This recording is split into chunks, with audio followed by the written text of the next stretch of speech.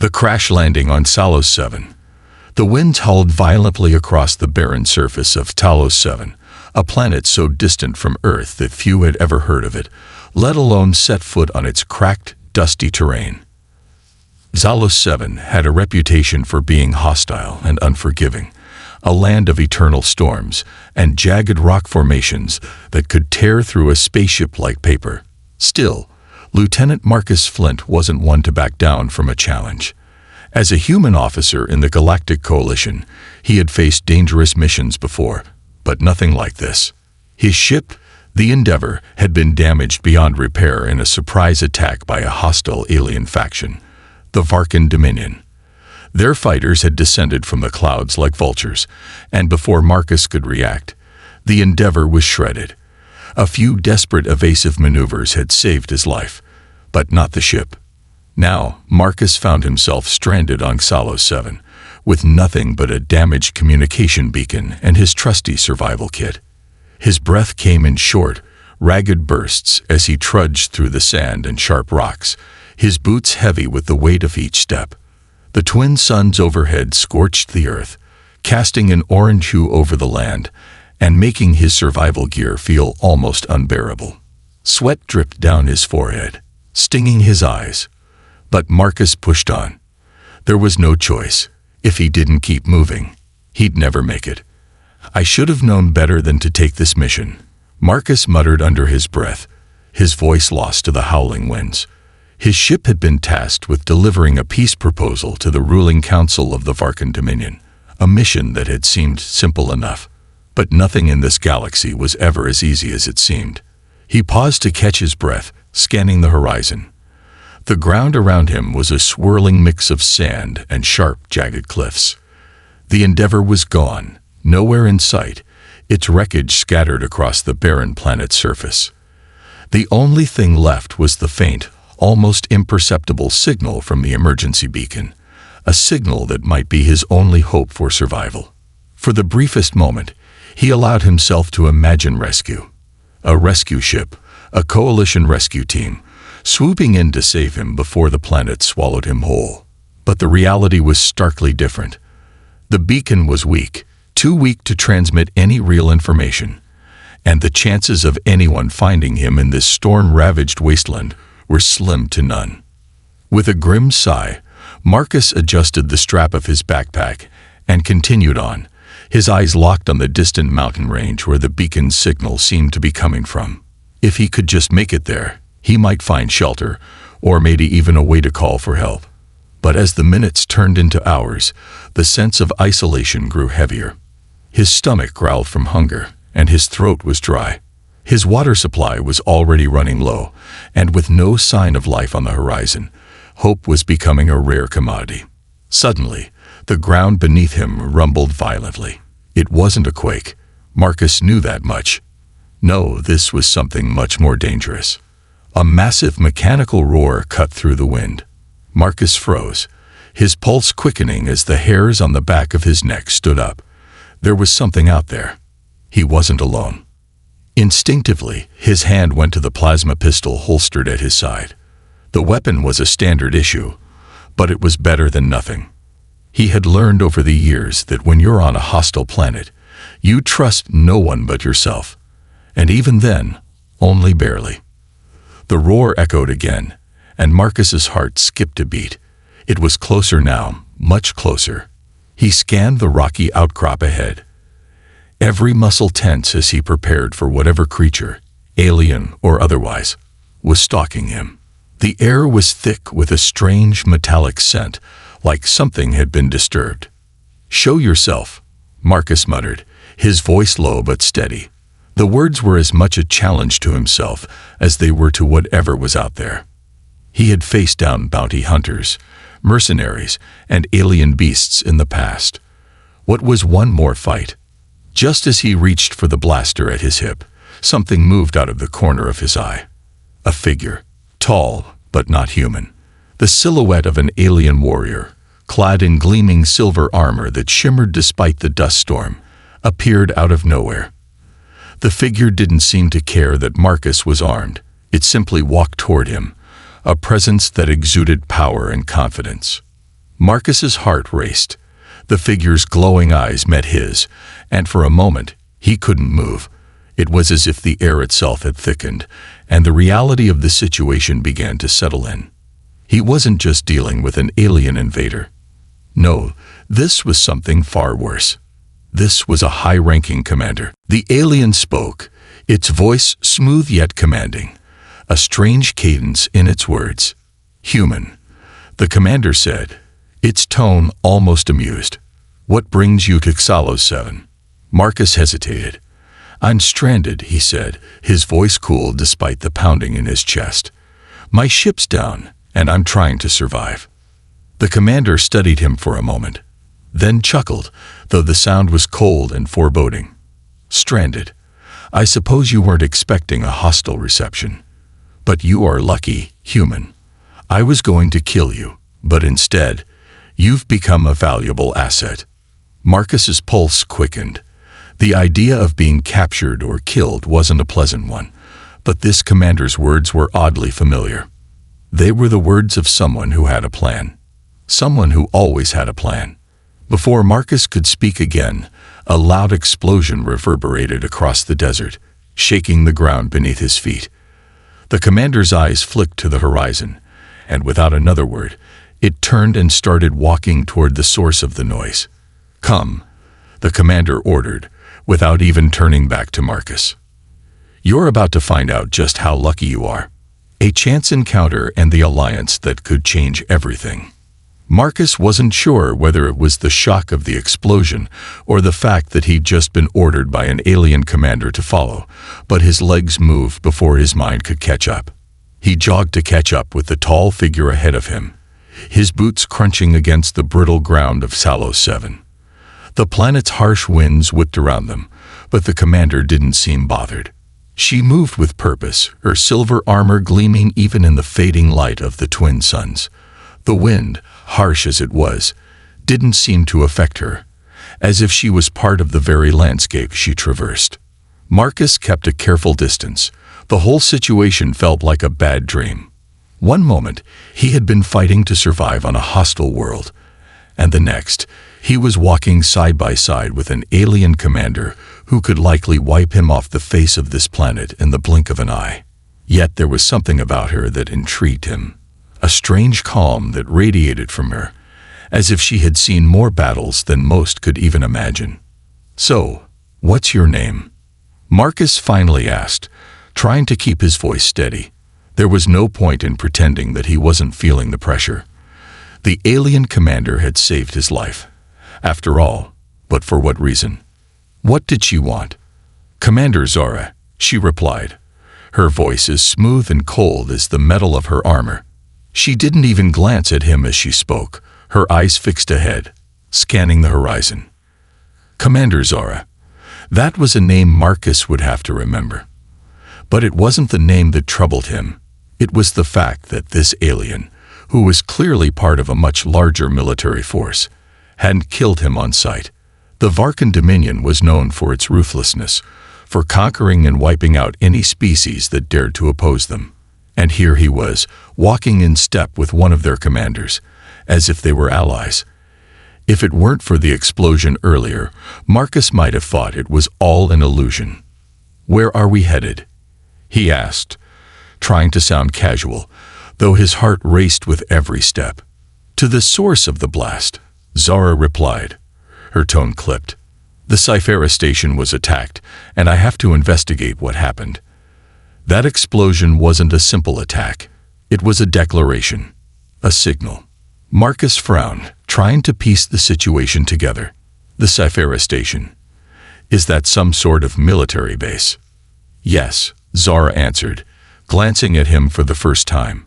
Her eyes gleamed with an unsettling golden hue, and for a moment, Marcus thought he saw something flicker in them, a moment of vulnerability that caught him off guard. "It's a research station, but it holds much more than just scientific knowledge. The Varkan Dominion has their interests in it, and now, someone has attacked it." Marcus's mind raced. If there was a research station involved, that meant more than just survival was at stake. This could be a full-blown conflict, and he had just been swept into the middle of it. Zara's statement made it clear that there was something bigger going on, something that had drawn the attention of not only the Varkan Dominion, but also unknown enemies. So, what now? What's the plan? Marcus pressed, trying to make sense of it all. Zara stopped walking suddenly, turning to face him. Her golden eyes narrowed, assessing him. The plan is simple. You will assist me in getting to the Sci-Fi station. Once we're there, I'll need you to help me find the source of the attack. You'll stay close, follow orders, and keep your mouth shut. Understood. Marcus nodded, though his thoughts were a swirling mess. I'm no soldier, but if it gets me off this planet alive, I'll do my best. Zara seemed to consider this for a moment before her lips curved into a ghost of a smile. It wasn't much, but for an alien commander, it felt like an acknowledgement. Good, she said, her voice steady again. That's all I need from you for now. They continued walking in silence, their footsteps in sync despite the shifting terrain beneath them. As they walked, Marcus couldn't help but notice the way Zara moved, like a predator, her every motion calculated and precise. She was no ordinary soldier. She was a leader. And then there was the matter of the explosion. It wasn't just some random attack. If it had been, the blast wouldn't have been so strategic. Whoever had caused it knew exactly what they were doing. They were making a statement, one that even Zara took seriously. Minutes later, they crested a small ridge, and the source of the blast came into view. The Sci-Fi station. What had once been a sleek, high-tech structure now lay in ruins, its walls crumbled and smoldering from the impact of the explosion. Dark smoke billowed into the sky, mixing with the dust and sand that whipped across the desert landscape. The station had clearly been hit hard, and Marcus couldn't help but feel a pit in his stomach. Whatever had attacked it wasn't messing around. As they approached the wreckage, Zara's expression remained unreadable. She surveyed the scene with a detached focus, as if she had seen devastation like this 100 times before. Stay close, Zara ordered as they neared the shattered gates of the station.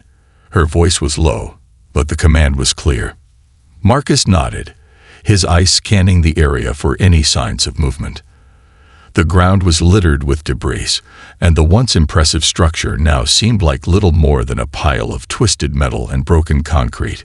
He could see scorch marks on the ground where the explosion had left its mark, but there was no sign of life. Where are the survivors? Marcus asked, his voice tight with concern. Zara's golden eyes flicked toward him. I don't know, but we're not here to find survivors. We're here to find answers. As they moved deeper into the wreckage, Marcus began to feel the weight of the situation. This wasn't just about him anymore. It was about something much bigger, something that could affect more than just his own survival. Zara wasn't just a commander. She was part of something that was now in danger. Suddenly, a distant sound reached Marcus's ears, a faint rustling, followed by a metallic clang. He stopped, instinctively reaching for his weapon. Zara raised a hand, signaling him to remain quiet. Stay low, she whispered. We're not alone. Marcus crouched low behind a fallen beam, his heart hammering in his chest. He had been on enough missions to know that this was no random attack. Someone was waiting for them, and they had no intention of being found. The quiet was suffocating, and every step felt like it could be their last. Shadows of the past, and a glimpse of hope. The silence around them was oppressive, almost as if the very air had thickened in anticipation.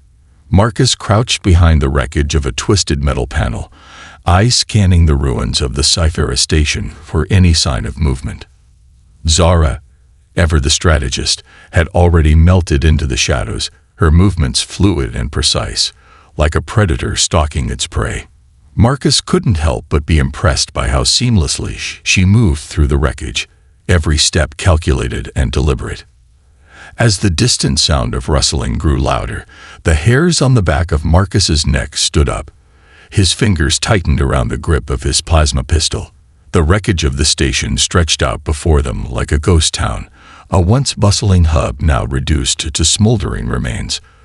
The devastation was worse than he had imagined, but it wasn't just the destruction that gnawed at his thoughts. It was the absence of life. Who would do something like this? Marcus whispered to himself, though he knew Zara couldn't be far.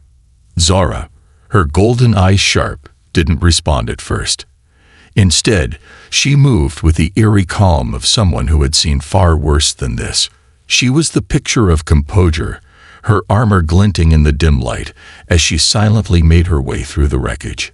He couldn't help but wonder what kind of history she had, what battles she had fought that had molded her into the cold, calculating leader before him. After what felt like an eternity, Zara signaled for Marcus to follow.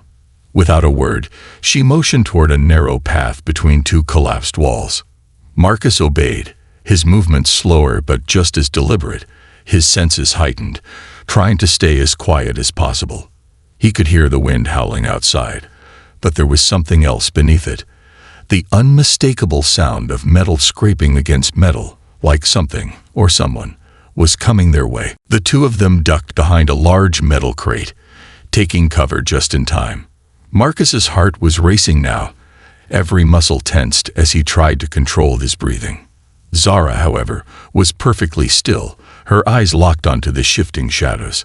Her posture was so controlled, so disciplined, that Marcus could almost believe that this was just another day for her. The first figure emerged from the shadows, its body clad in dark, armored gear. It moved cautiously, its head swiveling from side to side as it surveyed the wreckage. Then another figure appeared, and another. Soon, a small squad of heavily armed soldiers emerged from the darkened corridors of the station, each one moving with the precision of trained killers. Marcus swallowed hard.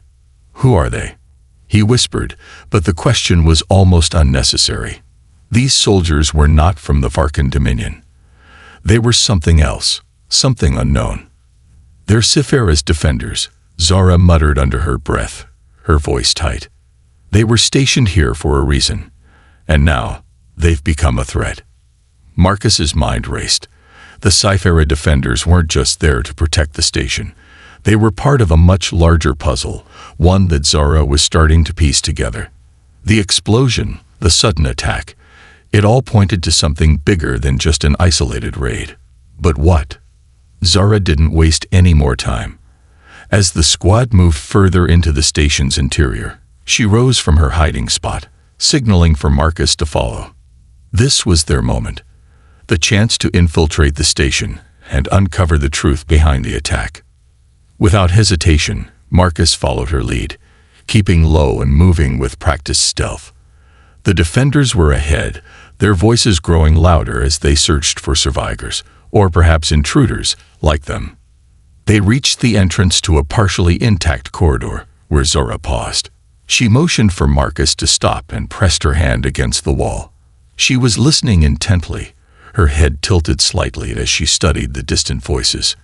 "I need you to cover me," Zara whispered, her tone almost absent, as though she were weighing her options. "There's a control room up ahead. I need to access the data archives." Marcus raised an eyebrow. "You want me to just, what, shoot anyone who comes too close?" Zara's golden eyes met his, her gaze piercing. "Yes," she replied, her voice cold and confident. "Do exactly that. Keep them off me while I gather what we need. Can you do that?" Marcus hesitated for only a second before nodding. He had no idea what he was walking into, but one thing was certain. The stakes had just gotten much higher. This wasn't about just surviving anymore. This was about uncovering a conspiracy, or worse. The two of them moved into the corridor, their steps synchronized as they made their way toward the control room. The station was eerily quiet, the distant sounds of the Sci-Fi defenders echoing faintly in the background. The tension between them grew thicker with every step. As they approached the door to the control room, Zara gave Marcus one final, sharp glance.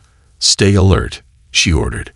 "We don't know who we're up against yet, but they'll be prepared for anything." Marcus nodded, his mind already on high alert. This was no longer just a fight for survival. It was a mission to expose a hidden threat. With a swift motion, Zara accessed the control panel by the door, her fingers moving expertly over the interface. The door slid open, revealing a darkened room filled with rows of data terminals.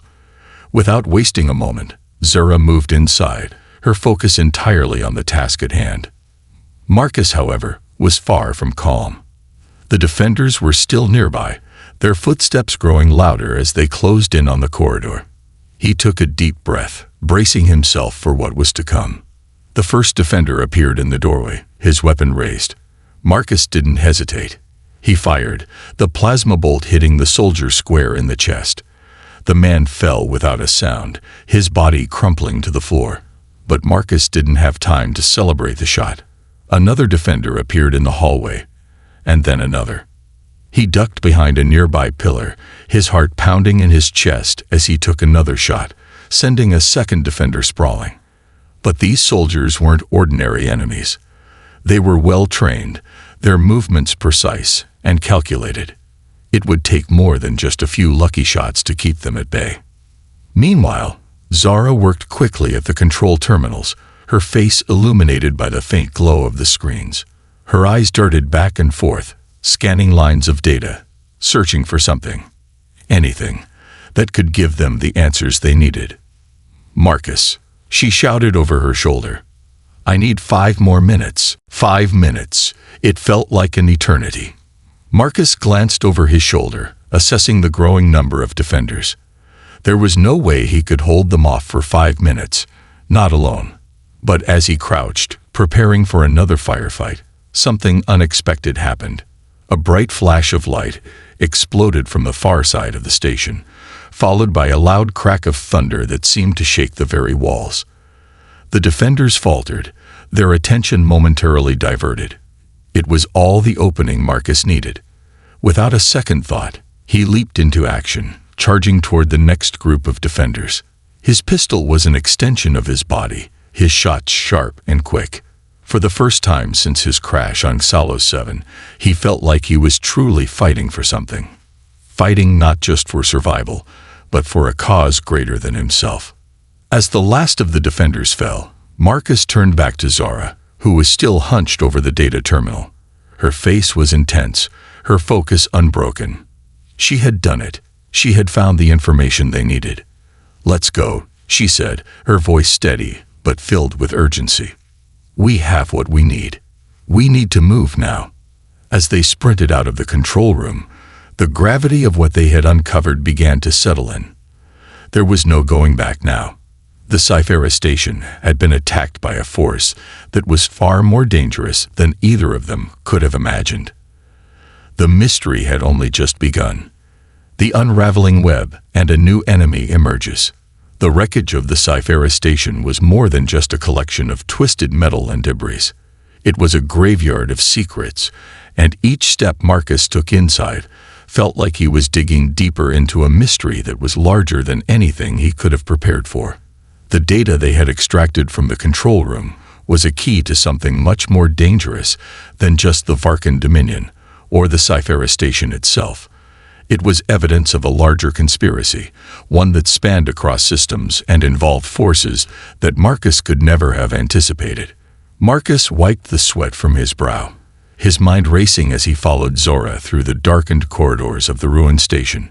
They had barely escaped with their lives, but the weight of the information they had uncovered was enough to make the air feel thicker, heavier.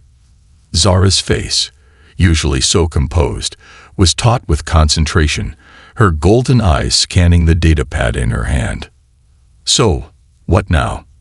Marcus asked, trying to keep his voice steady despite the growing unease gnawing at him. The whole mission had shifted in the blink of an eye. No longer was it about survival or rescue. It was about a much larger picture, one that could affect not only Xalos 7, but the fate of entire colonies across the galaxy. Zara didn't immediately answer. Instead, she clicked through the datapad, her fingers moving quickly over the screen, as if she were hunting for something specific. Marcus stayed close, his senses heightened, as they moved through the station's ruined hallways. There were no signs of life, no defenders, No signs of survivors, just the eerie hum of damaged electronics and the distant wind howling through the broken walls. The further they walked, the more Marcus realized just how deeply this situation had pulled him into something he couldn't escape. Zara's next words confirmed it. The Sci-Fi station wasn't attacked by the Varkan Dominion, Zara said, her voice cold but tinged with a sense of urgency. She didn't even look up from the pad as she spoke. At least, not directly. This was an inside job. The attack was staged by someone on the inside. Marcus froze in his tracks, his heart skipping a beat. An inside job. He repeated the words, trying to make sense of them. If it wasn't the Varkan Dominion, then who? Who had the resources, the technology, and the motivation to pull off an attack on a heavily fortified station like this? Someone in the Sci-Fi Defense Command, Zara continued, her voice tight with restrained anger. We've been infiltrated. Someone has been feeding information to the enemy. And that's why this station was destroyed. But it wasn't just to wipe us out. It was to take something far more valuable. Valuable. Marcus echoed, struggling to keep up. His mind was reeling, trying to connect the dots. What could they want from a research station? Zara finally looked up at him, her golden eyes flickering with a depth of emotion Marcus hadn't seen before. For a brief moment, he saw something that wasn't just a military commander. He saw someone who had been betrayed. Someone who had trusted the very people she fought beside. The Sci-Fi station wasn't just a research facility, Zara explained, her voice softer now, but still filled with authority. It was a front for something much larger. The creation of a powerful new weapon, something that could tip the balance of power in this galaxy if it fell into the wrong hands.